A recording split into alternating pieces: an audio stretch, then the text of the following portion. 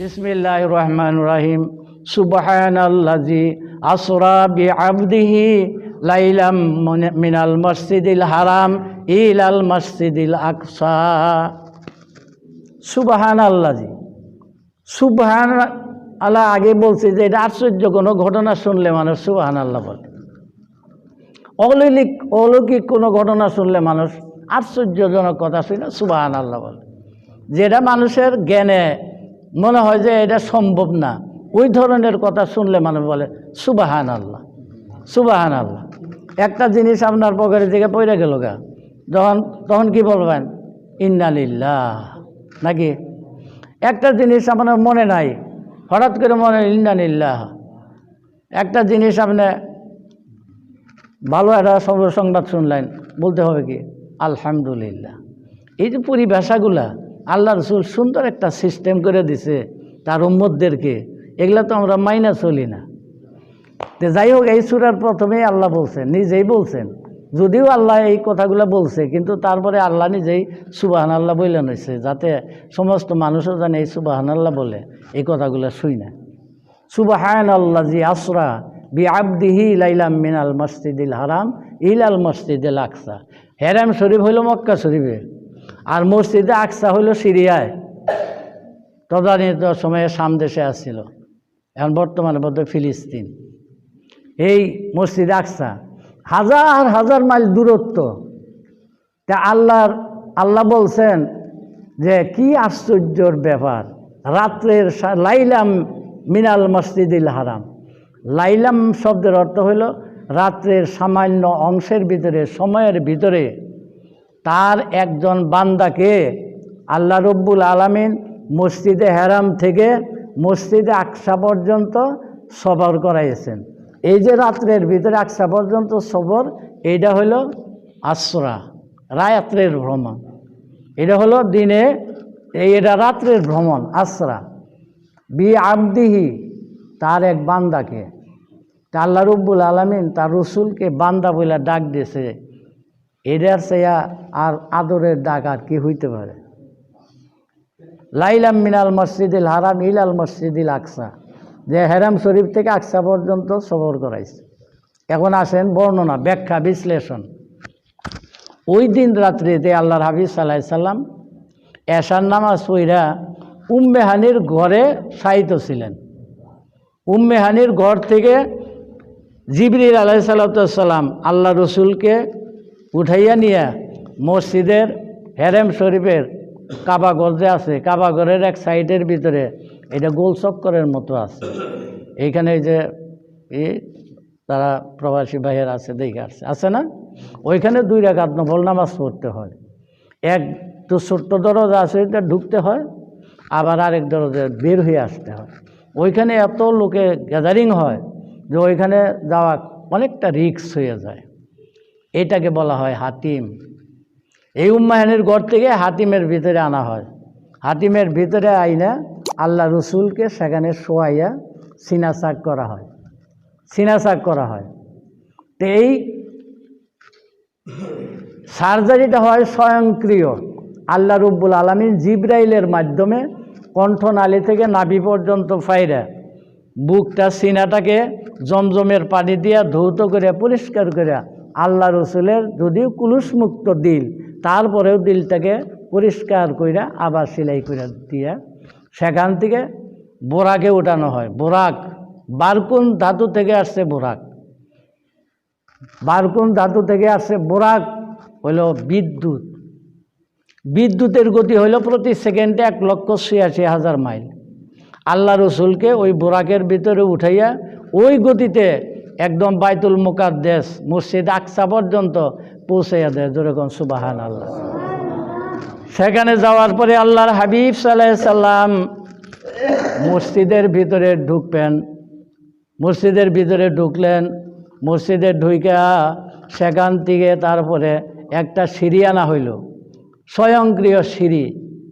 সেখান থেকে ধাপ লাগানো আছে। এই সপ্তম আসমানে ওঠার জন্য ধাপ লাগানো আছে।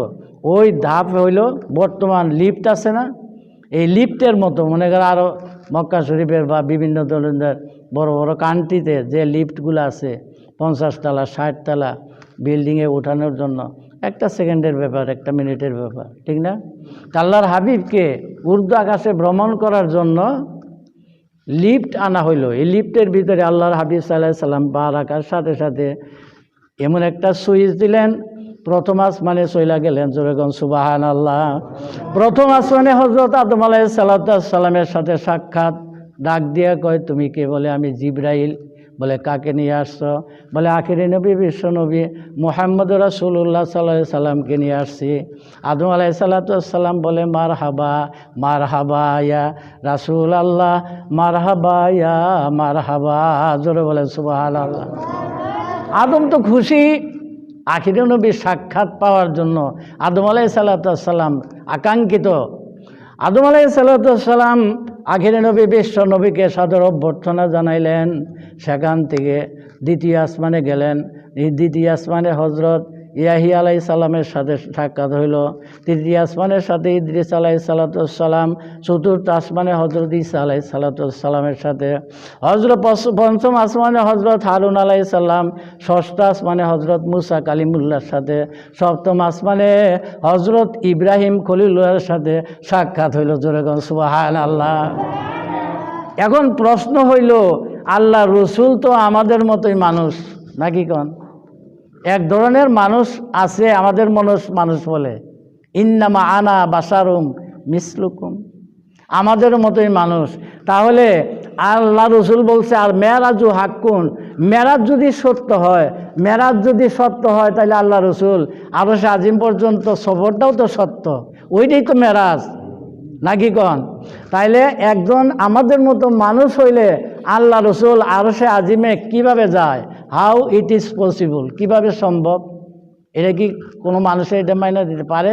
একজন মানুষ যে জায়গায় এই আসমানের দূরত্ব, জমিন থেকে পহেলা আসমানের দূরত্ব 500 বছরের রাস্তা, তারপরে 500 বছর খালি, আবার 500 বছরে পুরা হলো দ্বিতীয় আসমান, এমনিভাবে সপ্তম আসমান পর্যন্ত। আরও অনেক জিনিস আছে, আমরা বিজ্ঞানে পড়ছি যে এই আইনোস্ফিয়ার, ট্রপোস্ফিয়ার, কত ধরনের স্ফিয়ার পার হইয়া সৌরজগতে যাইতে হয়।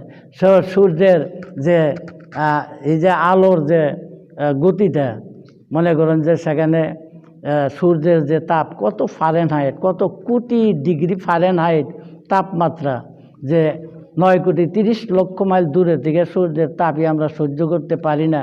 তাহলে আল্লাহ রসুল কীভাবে সেখানে সূর্যের তাপগুলা সহ্য করলো, কীভাবে আরশে আজিমে গেল? প্রশ্ন আসে না? প্রশ্ন আসে, ভাববার বিষয় নাকি? কন আমি এটা চ্যালেঞ্জ করে আপনাকে আমি বুঝাইতে পারবো না, তবে ভাববার বিষয়। এইখানে কিছুটা চিন্তার বিষয় আছে যে কিভাবে এটা সম্ভব। গেলেন সপ্তম আসমানে যাই সেটা হজরত ইব্রাহিম খলিলুল্লাহর সাথে সাক্ষাৎ হইল। দেখে ইব্রাহিম খলিলুল্লাহ সপ্তম আসমানের উপরে একটা মসজিদ আছে, মসজিদটার নাম হইল বাইতুল মামুর। কি মসজিদ? বাইতুল মামুর। সেই মসজিদের ভিতরে ড্যাশ দিয়া এক বুড়া মানুষ, বৃদ্ধ একজন পয়গাম্বর সেখানে বসে রয়েছে। যাইয়া সালাম দিয়েছে, আসসালামু আলাইকুম। ওয়ালাইকুম আসসালাম, আপনি কে? বলে, আমি আখিরে নবী বিশ্ব নবী মুহাম্মদ রাসূলুল্লাহ। জিবরাইল পরিচয় করে দিতেছে, ইনি হইলেন জাতির পিতা ইব্রাহিম খলিলুল্লাহ। ওনার সাথে আমাদের নবীর সাথে পরিচয় করাই দিলেন। উনি হলেন জাতির পিতা, মিল্লাতা আবিকুম ইব্রাহিম ওয়া সাম্মা কুমুল মুসলিম। উনি হলেন আমাদের জাতির পিতা, মুসলিম জাতির পিতা ইব্রাহিম খলিলুল্লাহ। ওনাকে সালাম করেন। সালাম করলেন, উত্তর দিলেন, দুজনের সালামের আদান প্রদান হইল। ইব্রাহিম খলিলুল্লাহর জায়গায় ছোট ছোট অনেকগুলি ছেলে মেয়ে নিয়ে দুল্লা পোলাপান নিয়ে খেলাধুলা করতেছে। জিবরাইলকে জিজ্ঞেস করলেন যে ওনারা কে? জিবরাইল আলাইহিস সালাম বললেন, ওনারা হইলেন আপনার উম্মতের ভিতরে যে সমস্ত ছেলে সন্তান মায়ের গর্ভে থেকে অথবা ভূমিষ্ঠ হইয়া নাবালক অবস্থায় যারা মৃত্যুবরণ করে, যারা এতিম, বাবা মা মারা যাওয়া, এই এতিম সন্তানদেরকে ইব্রাহিম খলিলুল্লাহর কাছে সুবর্দ করা হয়। ইব্রাহিম খলিলুল্লাহ মা বাবার মতো স্নেহ দিয়া, আদর দিয়া, সোহাগ দিয়া সময় মতো গোসল করায়, সময় মতো খাওয়ায়, সময় মতো মাথায় হাত বুলায়, আদর যত্ন করিয়া লালিত পালিত করিয়া কাল কিয়ামতের দিন যার যার সন্তান তার তার বাবা মার কাছে ফিরিয়ে দিবে। যেরকম সুবহানাল্লাহ। সেখান থেকে আর ঊর্ধ্বে উঠলেন। ঊর্ধ্বে উঠে সেখানে আরেকটা ময়দান দেখলেন। ময়দানটার নাম হইল সিদরাতুল মুনতাহা। সবুজ রঙের বিশাল একটা ময়দান। সেই ময়দানের ভিতরে একটা গাছ আছে, তার নাম হইল কুল বৃক্ষ, বড়ই গাছ। ওই বড়ই গাছের ভিতরে এতগুলা পাতা আছে, যতগুলি পাতা সারা মাকলুকের ভিতরে, দুনিয়ার ভিতরে যতগুলি প্রাণী আছে সমপরিমাণ পাতা ওইগুলো বৃক্ষের ভিতরে আছে। ওই বড়ই গাছ থেকে একটা পাতা যখন জমিনের ভিতরে পড়ে, ওই জমিনের ভিতরে পড়ার সাথে সাথে ওই পাতার ভিতরে যার নামটা লেখা যায়, ওই লেখা দেইখা, নামটা দেইখা আজরাইল আলাইহিস সালাতু ওয়াস সালাম তার জানটা কবজ করে নিয়ে যায়। সেখানে আল্লাহর হাবিব দেখলেন সবুজ রঙের বিশাল একটা ময়দান। সেখানে এখন জিবরাইল আলাইহিস সালাতু ওয়াস সালাম বলতেছে, ইয়া রাসূলুল্লাহ, আমি আর এক কদম এক ধাপ অগ্রসর হওয়ার কোনো সাধ্য নাই। আমার 600 নূরের পাখা, আমি যদি এক ধাপ অগ্রসর হই, আল্লাহর নূরের তাজাল্লায় আমার 600 নূরের পাখা জৈলা বুইরা ভস্মীভূত হয়ে যাবে। বলে তাইলে আমি কিভাবে যাব? বলে যে মহান আল্লাহ আপনাকে দাওয়াত করছে, এই আল্লাহই আপনাকে নেওয়ার ব্যবস্থা করব, ঠিক না? এবার জিবরাইল আলাইহিস সালাতু ওয়াস সালাম আল্লাহর হাবিবকে ওইখানে রাইখা প্রত্যাবর্তন করতেছে। আল্লাহর হাবিব বলে আমি কিভাবে যাব? এর ভিতরে আল্লাহ রব্বুল আলামিন তার হাবিবকে তার আরশে আজিমে নেওয়ার জন্য এমন একটা বাহক পাঠিয়ে দিলেন। ওই বাহকটার নাম হইল রফরফ। রফরফ সেটা হইল কি? সবুজ রঙের, সবুজ গালিচা বিছানো, এবং সে হইল নীল রঙের পালকির মতো একটা, সেটার নাম হইল রফরফ। এই রফরফে উইঠা সাইরা সরাসরি আল্লাহর হাবিব সাল্লাল্লাহু আলাইহি সাল্লাম এই রফরফে নিয়ে গেলেন আরশে আজিমের সম্মুখে। আল্লাহর হাবিব সাল্লাল্লাহু আলাইহি সাল্লাম আরশে আজিমের যখন গেলেন, তখন আল্লাহ রব্বুল আলামিন ডাক দেয়, হাবিব আপনি উঠা আরশে আজিমে আসেন। আল্লাহর হাবিবের পরনে জুতা পরিহিত অবস্থা ছিল, জুতা খোলা শুরু করে দিলেন। আল্লাহ ডাক দিয়ে ওকে কী করেন? বলে আমি জুতা খুলে আসি, আপনার আরশে পবিত্র আরশে উঠবো, জুতা অবস্থায় এটা তো বেয়াদবি হবে। আল্লাহ রব্বুল আলামিন ডাক দেওয়া কয়, হাবিব আপনি জুতা খুলতে হবে না, আমার আরশ আপনার এই জুতার ধুলার জন্য এই দীর্ঘদিন যাবৎ এই সৃষ্টির প্রারম্ভ থেকেই আমার আরশ আপনার জুতার ধুলার জন্য আকাঙ্ক্ষিত হয়ে আছে। আপনি জুতা পরিহিত অবস্থায় আপনি আমার আরশে ওঠেন। আলহামদুলিল্লাহ। তাইলে আল্লাহ রব্বুল আলামিন তার হাবিবকে কত মহব্বত করেন। আরশে আজিমে উঠলেন। আজিমে উঠার সাইরা দীর্ঘ 27 বৎসর আল্লাহ এবং তার হাবিব 27 বৎসর কথোপকথন করলেন। জান্নাত জাহান্নাম দেখলেন, লা মাকাম লা জামান, সৃষ্টির বিন্দু থেকে বিন্দু পর্যন্ত, সৃষ্টির শুরু থেকে শেষ পর্যন্ত আল্লাহ রব্বুল আলামিন তার হাবিবকে পরিদর্শন করাইলেন। এই জন্যে আল্লাহর হাবিব সাল্লাল্লাহু আলাইহি সাল্লামের দুনিয়ার ভিতরে হইল, তার নাম হইল মুহাম্মদ, প্রশংসিত, চরম প্রশংসিত। আরশে আজিমে ছিলেন আহম্মদ, চরম প্রশংসাকারী সৃষ্টির সময়, সৃষ্টিতে। আর দুনিয়ায় এসেছিল মুহাম্মদ, তার নাম হইল মুহাম্মদ, মানে চরম প্রশংসিত। দুনিয়ার সমস্ত মাকলুক তার প্রশংসা করবে। সাল্লাল্লাহু আলা মুহাম্মদ সাল্লাল্লাহু আলাইহি ওয়াসাল্লাম, সাল্লাল্লাহু আলা মুহাম্মদ ওয়া আলাইহি ওয়াসাল্লাম। সেখান থেকে জান্নাত জাহান্নাম সব কিছু আল্লাহ রসুল নিজের চোখে দেখা আয়েশা সাইরা আমাদেরকে বর্ণনা করছেন। জাহান্নামটা কি দিচ্ছেন, কেমন দেখছেন, জাহান্নামের আগুন কেমনভাবে প্রজ্বলিত করা হয়েছে, জাহান্নামে কে কে জ্বলবে, জান্নাতটা কেমন, তার শুভ সংবাদটা যা নিজের চোখে দেখে হাদিসে বর্ণনা করছে দুনিয়ায় আইসা সেটা। তা আল্লাহ রসুল আরশে আজিমে বসছে, বসার পর এমনভাবে বসছে যে আল্লাহর রসুল এবং আল্লাহ এত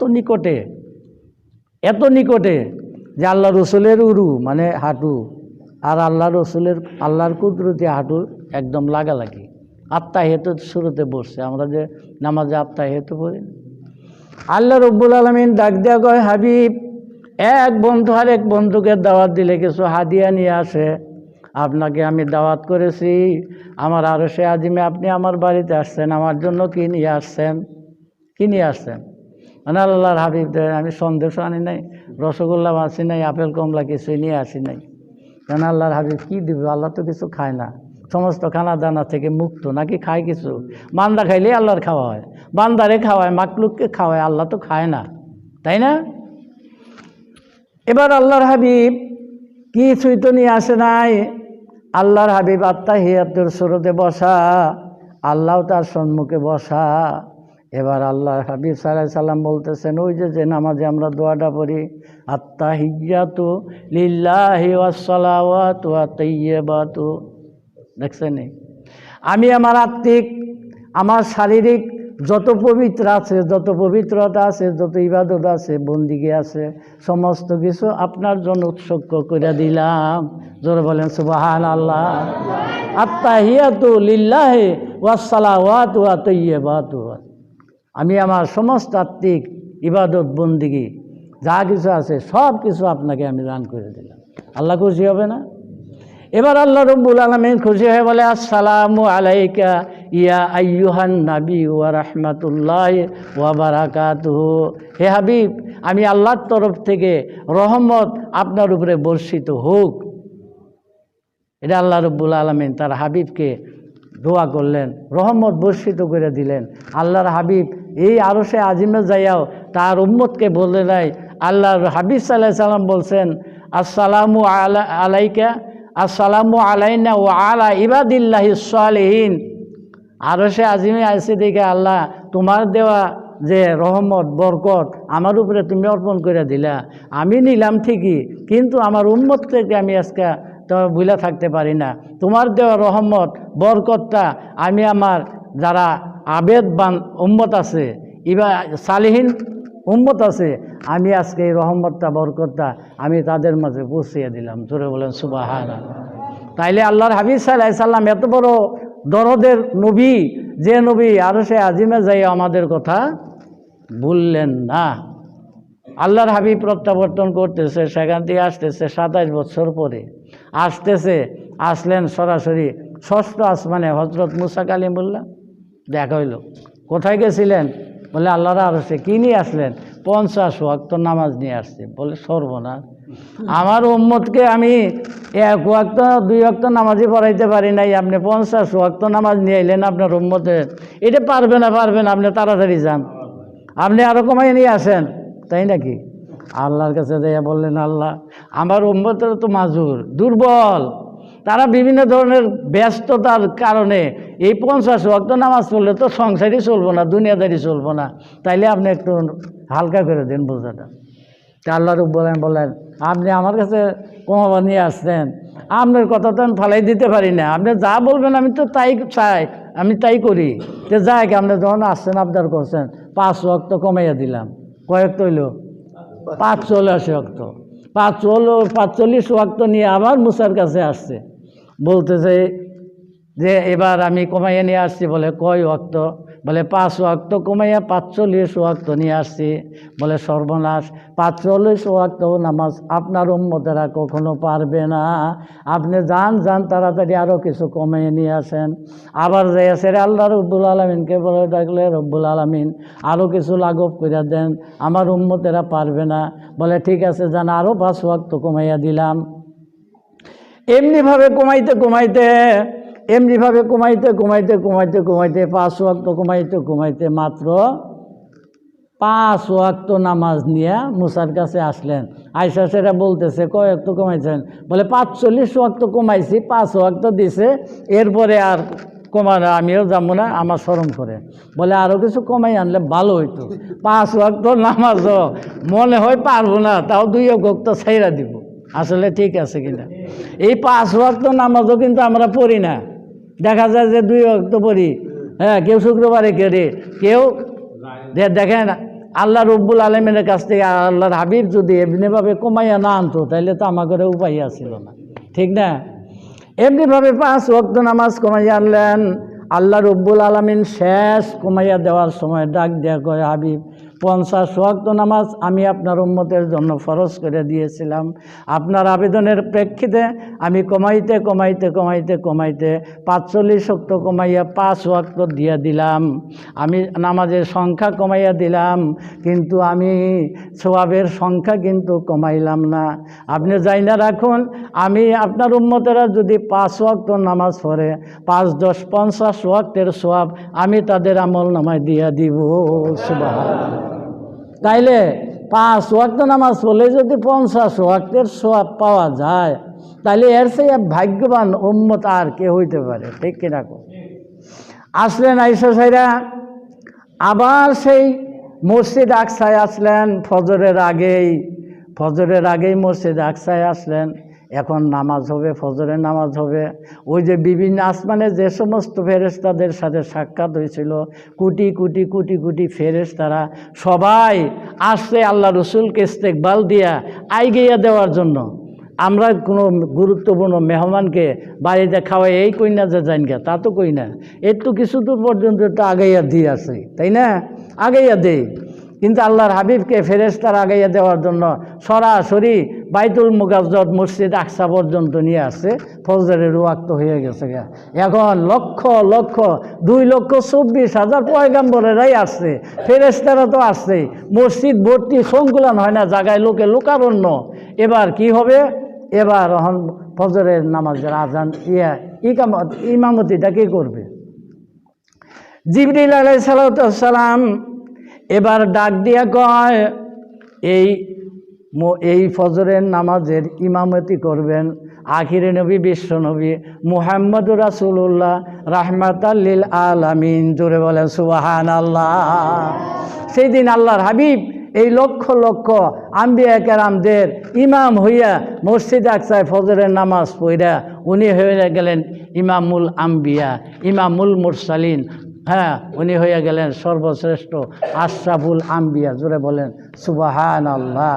ফজরের নামাজ শেষ কইরা ওই রাত্রের সামান্য সময়ের ভিতরেই মসজিদে আকসা থেকে আবার উনি হারাম শরীফে আইসা বললেন। এই জন্য আল্লাহ রব্বুল আলামিন বলছেন, আল্লাহর আমার এক বান্দার কি আশ্চর্য ঘটনা, লাইলাম মিনাল মসজিদুল হারাম ইলাল মসজিদুল আকসা। আমার একটা বান্দা এই তার রাত্রে সামান্য অংশের ভিতরে হেরাম শরীফ থেকে মসজিদে আকসা সফর করে আবার হেরাম শরীফে আসছে। এদিক দিয়ে 27 বছর চলে গেছে, কেউই জানে না, কেউই খেয়াল করে নাই। তার কারণ আল্লাহর হাবিব তো রহমাতাল লিল আলামিন, আল্লাহ রব্বুল আলামিন হইল রাব্বুল আলামিন। আর রব যত দূর পর্যন্ত বিস্তৃত, আল্লাহর হাবিব সাল্লাল্লাহু আলাইহি সাল্লাম হইলেন তত দূর পর্যন্ত নবী মুহাম্মদ রাসূলুল্লাহ হল রহমাতাল লিল আলামিন। রহমত যদি উঠা জায়গা তাহলে সব কিছু বন্ধ না? আল্লাহর হাবিব যখন আসমানে উঠা গেছে, দুনিয়ার সব কিছু স্টপ হয়ে গেছে। যে যেখানে যে অবস্থা দাঁড়াইয়াছিল, যা কিছু করার অবস্থায় ছিল সেইভাবে চলে গেছে 27 বছর। আবার 27 বছর পরে আসছে, সুইচ অন করছে, সব কিছু আবার চালু হয়ে গেছে, চলমান হয়ে গেছে। এর ভিতরে আল্লাহ রব্বুল আলামিন সব কিছু স্টপ করে দিয়েছিলেন। মাকলুক মানুষ বুঝতেই পারে নাই মেরাজ কিভাবে হয়ে গেল, বুঝতে পারছে?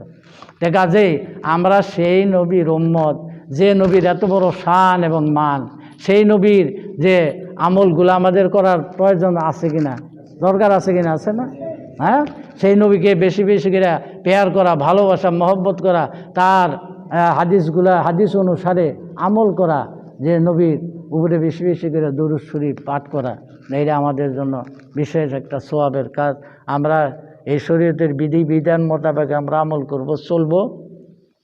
আল্লাহ রব্বুল আলমীর কাছে দোয়া করি যেন আল্লাহ রব্বুল আলমিন সামনে আসতেছে আমাদের এই যে রমজানুল মুবারক, যে রমজানুল মুবারক এত বড় কদর, যে একটা কাজ করলে একটা যদি নফল কাজও করি তাহলে একটা ফরজের সওয়াব দেওয়া হয়।